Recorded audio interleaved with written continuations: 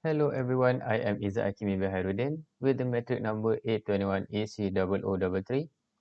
I will be presenting about association data tasks by using the algorithm a priori. Without further ado, let's dive right into it. Now, open your KNIME and then you can start import your dataset by just opening your file manager and look for your dataset. Now, my dataset is named as groceries item. So what I do next is just click on it and drag into the K9. Now we can see that there is a new window pop out. We can see what type of data that will be imported into the K9. Now click on apply and OK. Now we can see a new node named CSV reader is displayed right here, but it shows yellow at the bottom of it. We need to make it green to make it successful. Now we just press execute. And now we can see the light turn into green and our dataset is shown below the app, where it shows that our dataset is successfully imported. Next up, we need a new node that name as create column. To look or to search for it, we just need to click it on the search bar here and type out create column. Create column, create collection column. We click and drag into the canvas right here. Now we connect both of the nodes like this. Okay. Before we press execute in this create collection column, we need to configure it. If you're wondering why I do this, it is because I want to make a data pre-processing.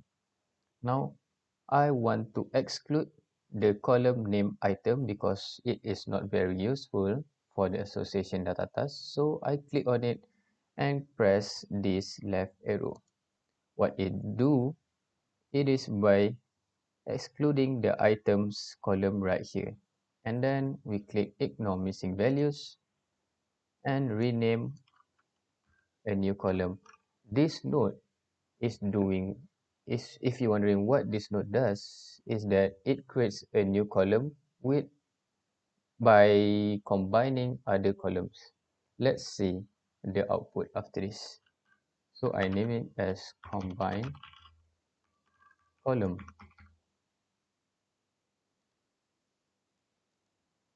Alright, and then we click on execute. Okay, now we see the dataset right here, but it is not very clear because the interface is quite small down here. To view it more clearly, right click the create column and click input data right here. So we already see our dataset more clearly. If you wonder why I did not clean the missing value here, it is because in this type of data task, the missing value here is quite important. And we swipe to the right, we see that our new column that we have created has been available right here. You see that the attribute from item 1 until item 4 already been grouped together into one combined column. You see citrus, semi-finished bread, margarine. Here is also the same. Now we already combine certain column. Moving on to the filter. Now we need to filter our column. We just type filter and click on column filter and drag into the canvas.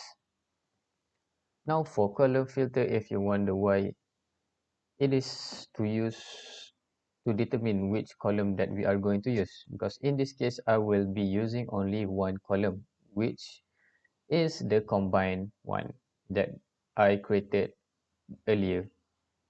So now we just need to connect the output of create collection column into the column filter. Before pressing execute, we need to configure first. So now what I want is put all the column into the exclude, and I press combine column, move it into the include. as I just want the combined column to be used in association. Click on apply and OK.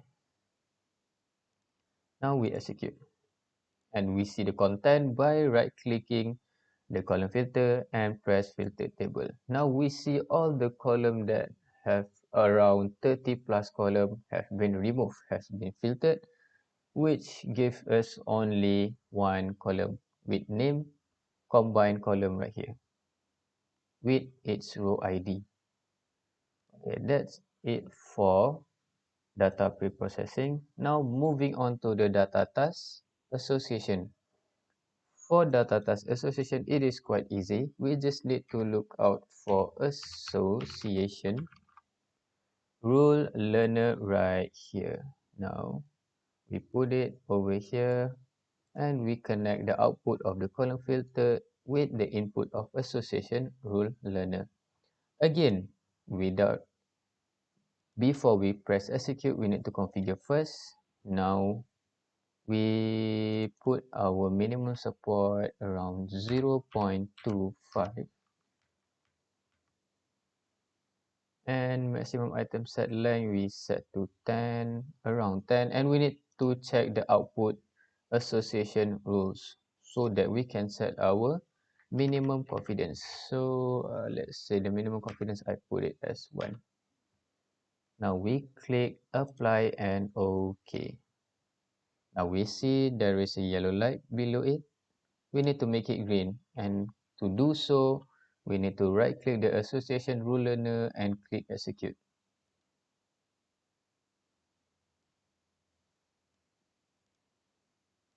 Wait a second.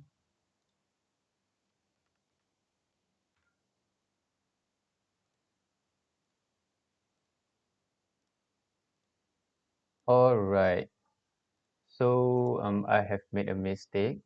The minimum support, it should be set to 0.025. We click on apply and OK.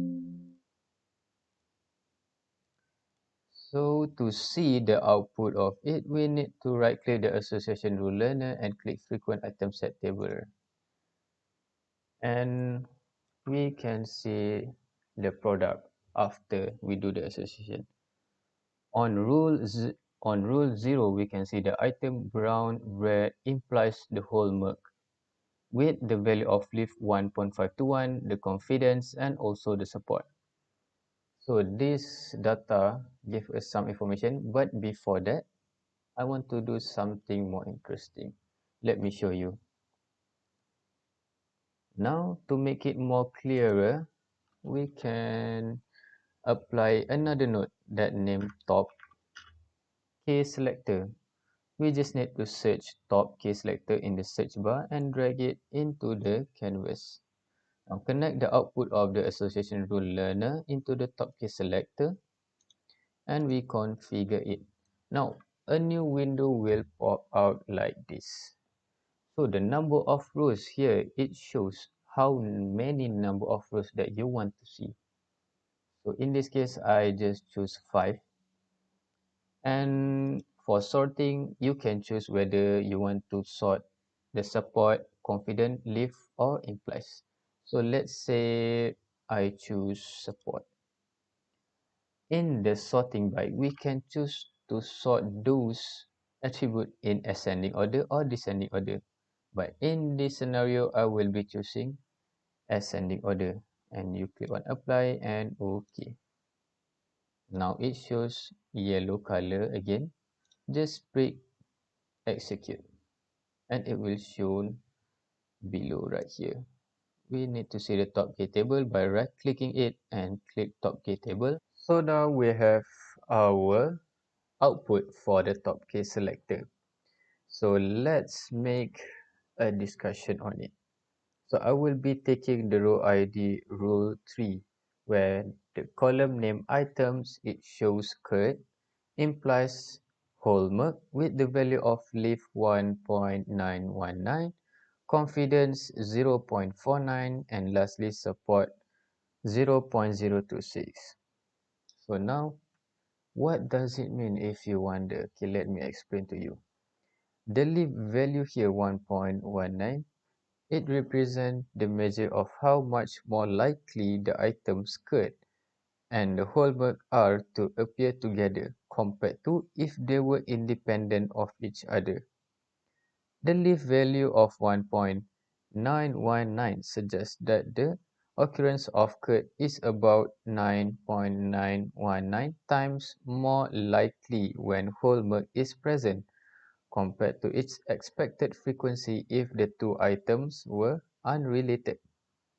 So for the confidence value indicates the conditional probability of finding the consequences item hallmark given the antecedent item could. So in this case, a confidence value of 0.49 right here means that hallmark is selected in approximately 49% of the transaction where could is present. And lastly, for the support right here, we can see the value is 0.26, which indicates the frequency or proportion of transaction that contains both could and hallmark. A support value of 0.026 indicates that about 2.6% of the transaction in the dataset includes both item curd and whole milk.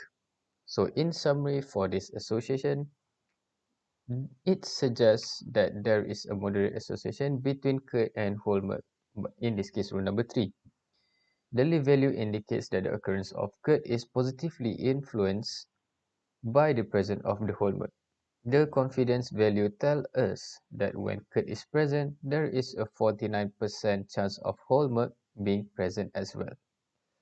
The support value, lastly, it indicates that around 2.6 of the transaction contains both curd and whole milk. So that's all for association. Assalamualaikum and hi, my name is Muhammad Farhan bin Ibrahim. My metric number is 81AC0072. So in this video, I'll presenting how to do classification, which is decision tree, using KNIME. So as you can see in this KNIME, we got I have my workflow, and this workflow is separate into two sections, which is first is for data integration and the other one is for data task, which is classification. So first we have CSV reader node. So for this CSV reader node is to read a CSV file type. So first of all we need to find our source file, and then we click open. So here is my uh, uh, data set that I will be used in this tutorial. So we set the column delimiter like this and code char and also the code escape char, and then click auto detect format. As you can see, the dataset before this from one column is separate into many columns that contains the dataset. So this node is used for reading the CSV file and cleaning it become more organized, and then we can click apply, then okay. So after that we click execute. So after execute you can look into your uh, dataset by right click on the CSV reader and click file table. So next we moving to the missing value column filter. Same as before, we click configure and then set the missing value threshold 90%, and then let all the column inside the include, which is the column that we will use to find the missing value. Then click apply and okay. So you click execute. So here is the new file table after we run the missing value column filter. Then we moving into partitioning. This partitioning is used for split into two partition, which is for the train and test data. You click configure and set the relative 80% and click on draw randomly. Then click apply and OK. After that, click execute. So there, as you can see in this video, there are two partition, which is first partition and second partition. So this is first partition. We can see row 0, 1, 2, 5, 6, 7, and the other partition start with 3, 4, 10, 16, 27, and so on. After you done with partitioning, you can go to decision tree learner and click configure. So in this decision tree learner, not set the class column that we want to make a prediction. So click which is column Y, and then set it into gain ratio, no pruning, and then this is let it default and click apply and OK. After that, you can click execute. So after you click execute, if you want to look into your decision tree view, you can click here, view decision tree view. So here is your decision tree view. As you can see in this video, the number of person that answer no is 31,909, and the rest is the answer is yes. So you can click plus to find the decision tree information. There's a lot, and you can do your own if you want to explore more. After that, you can moving with decision tree predictor, click configure, and then just let it default and apply and click OK. After that, click execute. So in this decision tree predictor, you can right click on it and select on classified data. So this is data set before. As you can see here, we got prediction column. So in this decision tree predictor, it will add another column called as prediction for Y. If you remember, in the decision tree learner, we class column we set it into Y column, which is yes or no. And then in classified data, we can see the column is prediction, is to predict the Y answer. So as you can see, if no, this is prediction. This column is for the prediction, and this column is the actual data. Then the last one is scorer. You click configure. First column is set into Y, and second column, the column that we predict, which is prediction Y. And then let the other as default and click apply. OK. Then click execute.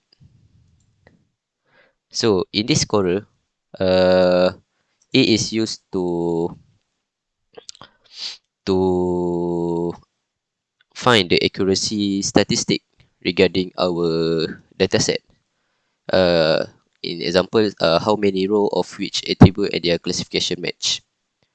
So the value from the first selected column are represented in the confusion matrix row, and the value from the second column by the confusion matrix column. Basically, it's for a number of accuracy statistics such as true positive, false positive, true negative, false negative, and so on. So if you want to look into it, just right click on this node and click on accuracy statistic. So here is column for true positive, false positive, true negative, and false negative. So the important in this scorer is accuracy and coherence kappa. So for the accuracy, we can see the accuracy of the prediction is 0.883. And the other one is confusion matrix, which is the number of people answered no and yes based on the uh,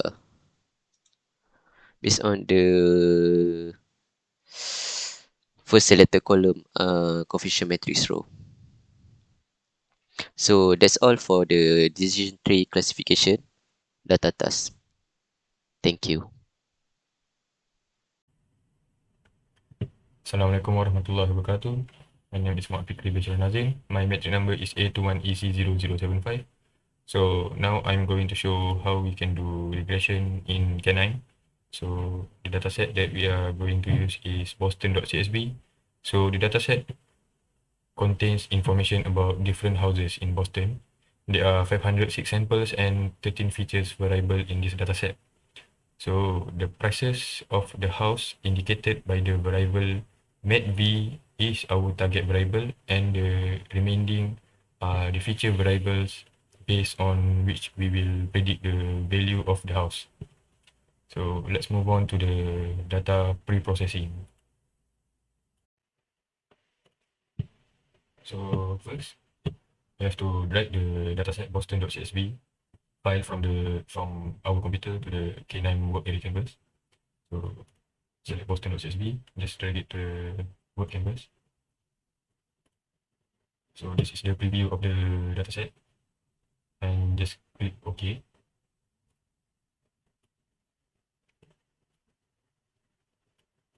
Double click and on execute. Next, we are going to insert a data explorer node to the work area. Please note that if you cannot find the data explorer node from the node repository, so you can install the KNIME lab extension by going to the file section and click on install KNIME extension. Yes. So in this section, you just have to type the KNIME lab extensions and install it. Okay. So data explorer, drag it here, and connect the CSV reader to the data explorer, and then right click on it and click execute and open Windows.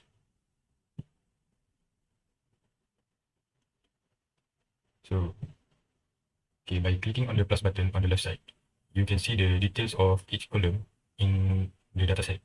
This is to check whether the dataset contains any missing values on that column, because we need to deal with the missing value first before we can proceed with the data mining task. Next, repeat this step on every column to see if there are any missing values on that column. The node also allows us to see the histogram visualization according to that column. So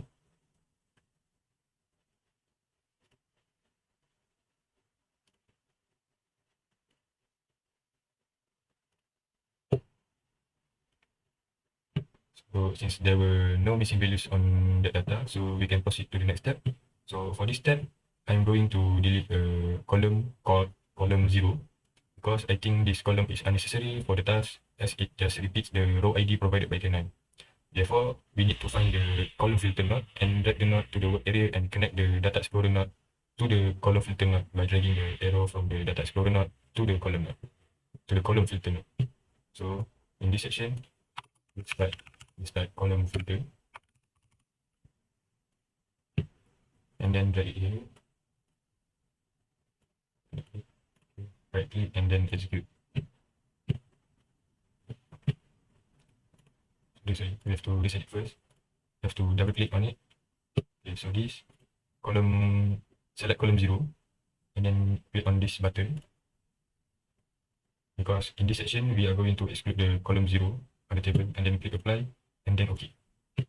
After that, we execute the node, right click and click on filter table. So in this table, we can see that the column 0 is not in the table.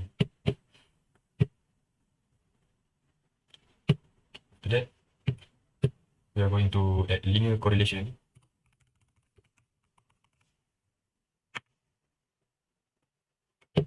to the work area. So this is to measure the linear relationship between the variables.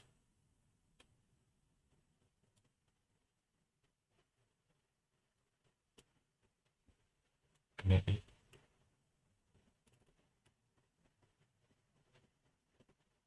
Click on OK and execute.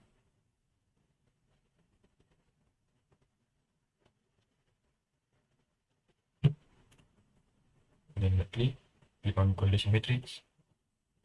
So as you can see, the correlation coefficient range from -1 to 1. So if the value is close to 1, it means that there is a strong positive correlation between the two variables. When it is close to -1, the variables have a strong negative correlation. We can see that Rm has a strong positive correlation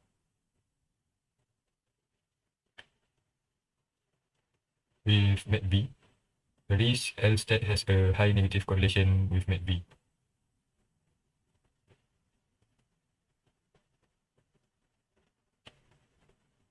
Then close the window.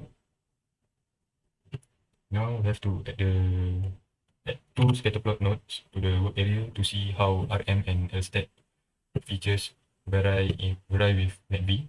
I'm going to first add the scatterplot.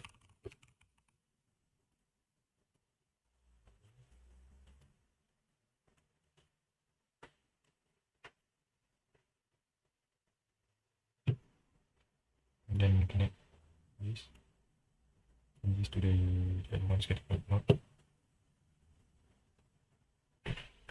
I'm going to rename each node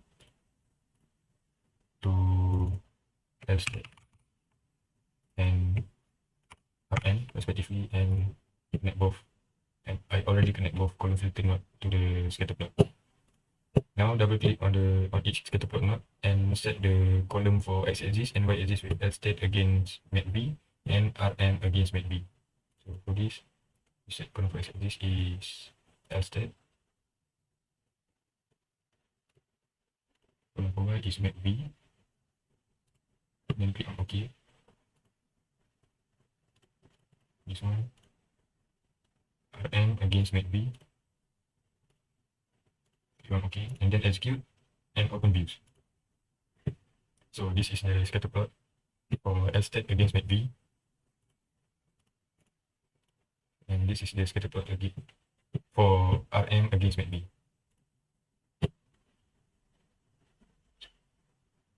So based on my observations, the price of the house MATV increases as the value of Rm increases linearly.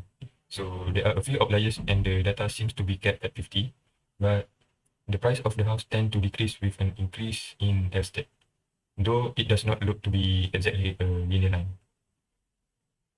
So that's all for data pre-processing. Next, let's move on to regression method. So now we are going to linear regression. So first we search the partitioning node and drag the node to the work area. And connect the column filter to the partitioning node by dragging the arrow of the column filter node. And double click. We set the relative to 80.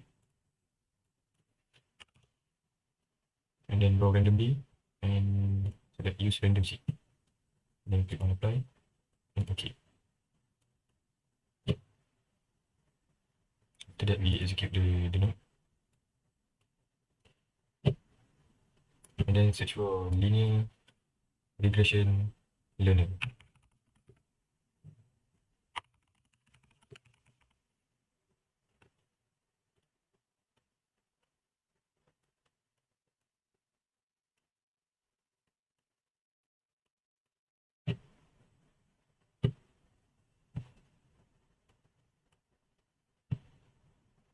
And drag the node to the work area and connect the training set node to the linear regression learner by dragging the training set node. And we have to repeat the step for the test set too. So drag another one and drag it. Yeah. Okay.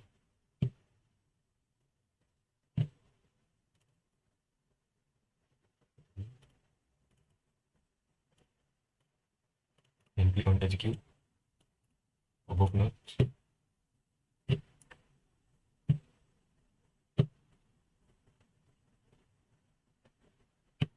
And right click on the training set, linear regression learner, and select coefficients and statistics.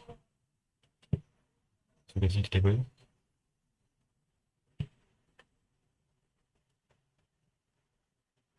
So this is the coefficients and statistics table for our both training and test set.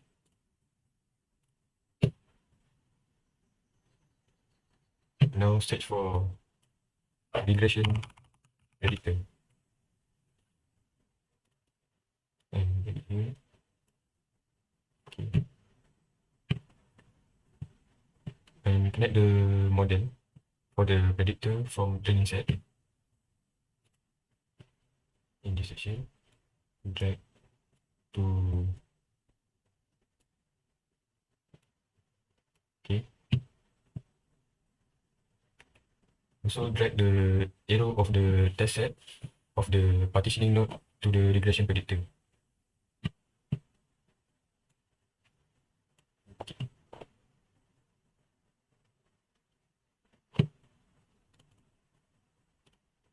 And then click on execute. So after that, we going to search for numeric scorer node.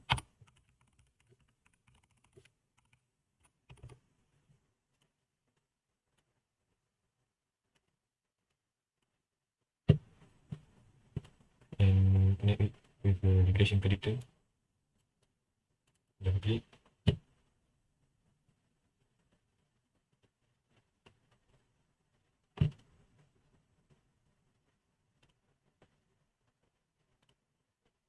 Click OK. Execute.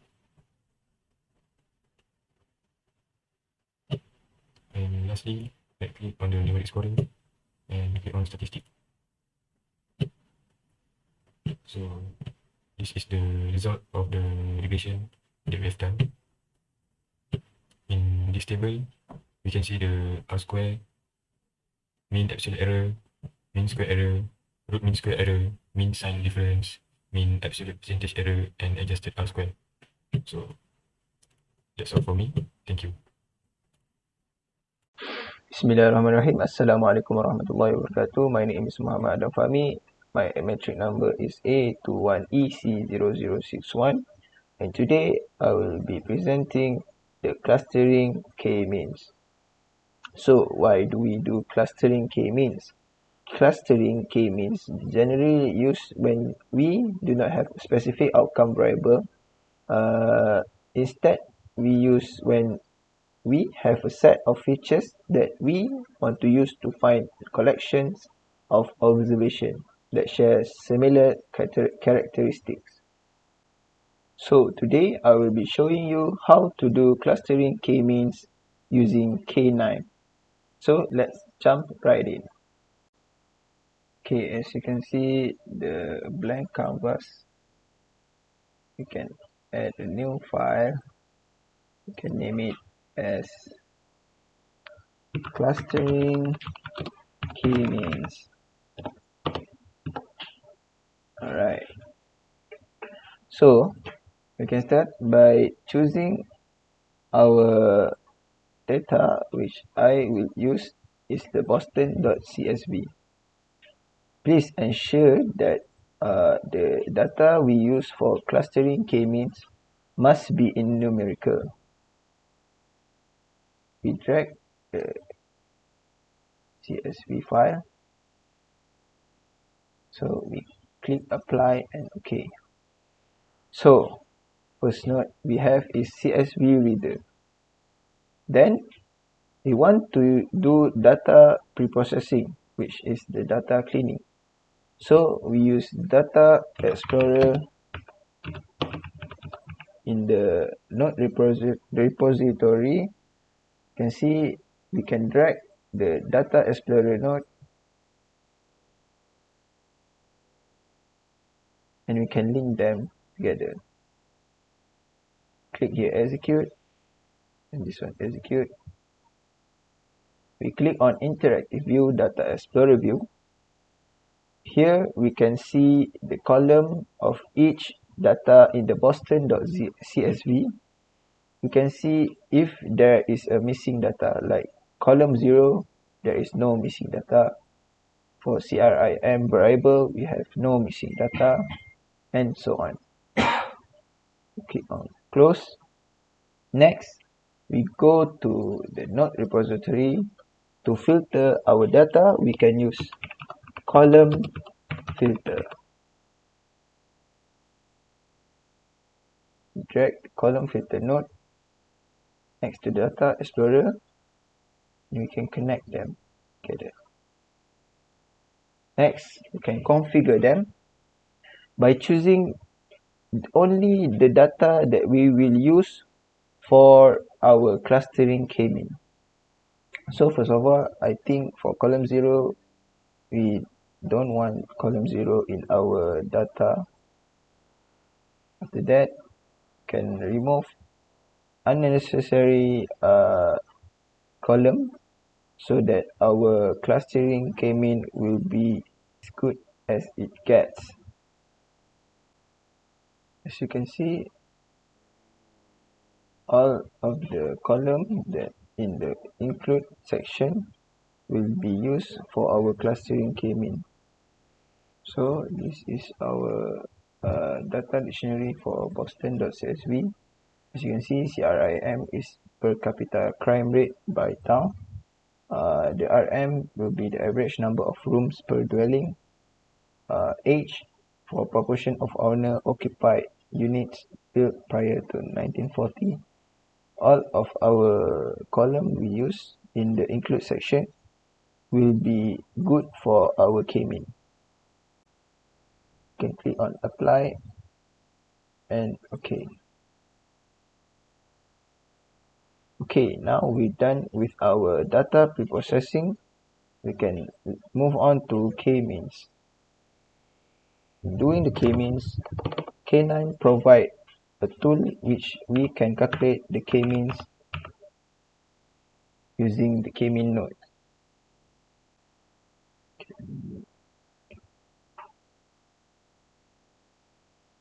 So we can, for the column filter node, we execute the node and we connect this node to the K-means node. In the K-means node, we can go to the configure. As you can see, all of the filter we do in the column filter node will be here, the CRIM, RM, age, this, X, and so on. So we click on apply and OK, and we go to execute. So after we're done with that, we can go to the search bar in the node repository. We search in coefficient. We drag the coefficient to the canvas and we connect the K-means node to the select coefficient. So in the select coefficient, we can execute the node. Then can go to the right click, we go to the result table. As you can see, all of the row will be calculated in the select coefficient. Every row will be calculated in the select coefficient column. Other than that, we can see the mean select coefficient. So as you can see, there is cluster 1, cluster 0, cluster 2, and overall. If the overall is closer to value of 1, it indicates a better defined and well separated clusters. So as you can see now, for our clustering K-mean for the Boston.csv, we can see we get 0.648. So it will be good. Then we go to color manager. We drag the node. We use the color manager to differentiate each of our clusters.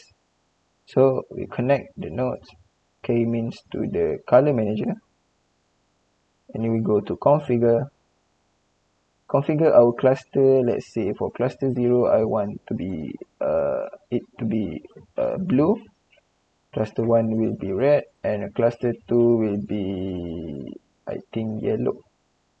So we apply and click OK. We execute the color manager. Now we want to plot our graph by using scatter plot.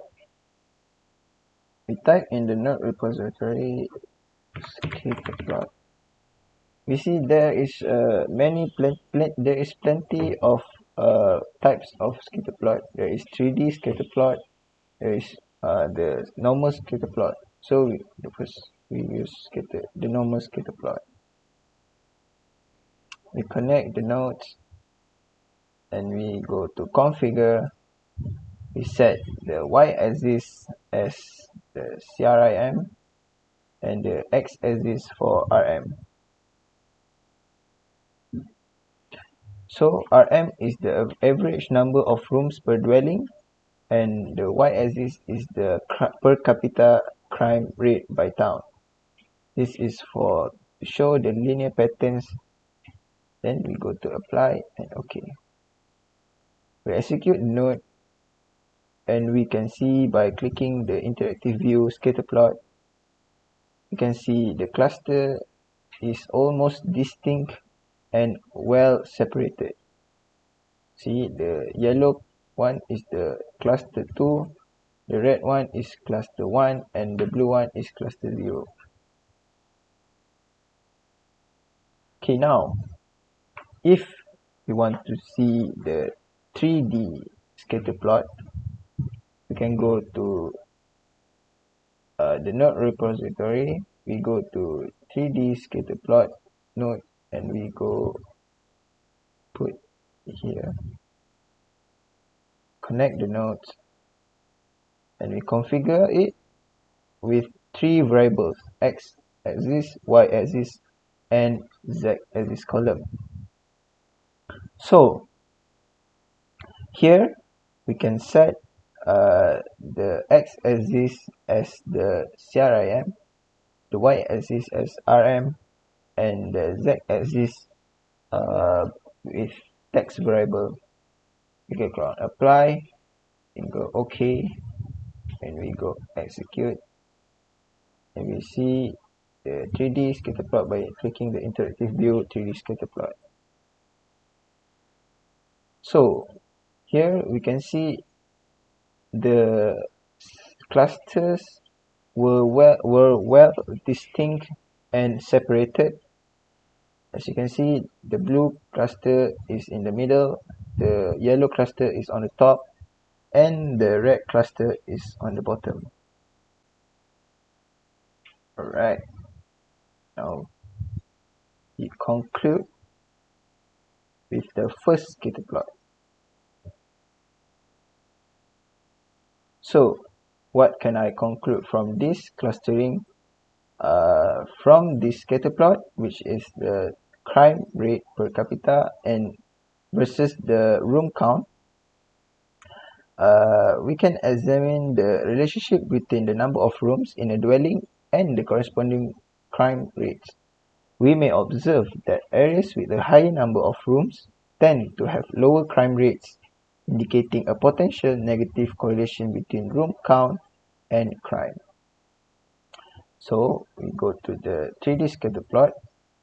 For the clustering, we can see that the relationship between room count, the crime rate, and the property tax in the 3D scatter plot, I can observe that the relationship between the room count, crime rate, and property tax, for instance, we might find that the higher number room counts tend to be associated with lower crime rates and moderate property tax rate, indicating larger and potentially more expensive homes in a safer neighborhood. So, clustering can help identify distinct segments of types of neighborhood based on the combination of room count and crime rate for the 2D scatter plot. For example, we may find the clusters representing higher room, low crime neighborhoods or low room, high crime neighborhoods. So, that's all from me. Thank you.